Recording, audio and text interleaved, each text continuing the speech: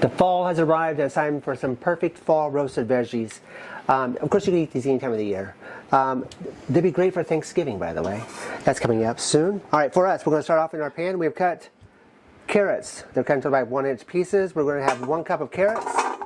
To that, we're going to add 2 cups of also 1-inch cubed sweet potatoes, and 1 cup of sprouts. We've cut those in half. We've preheated our oven to 400 degrees. Over here in the small bowl, I have 2 tablespoons of maple syrup. To that, we're going to add 2 tablespoons of olive oil,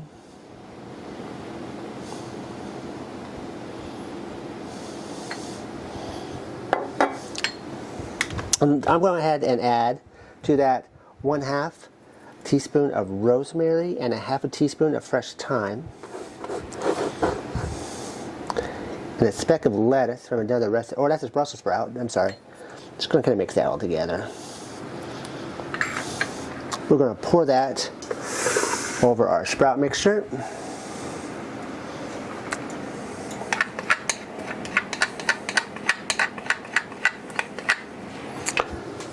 We're going to add 1/2 teaspoon of salt, 1/4 teaspoon of black pepper. Get our hands dirty. Coat everything in that maple syrup olive oil mixture.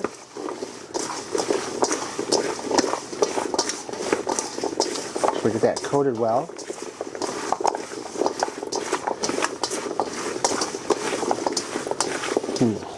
We have over here, we have a sheet pan lined with parchment paper.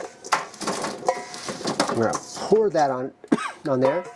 You want to spread these out, spread them out to where they're kind of not touching if you can. You want them to have a little area, some room to breathe.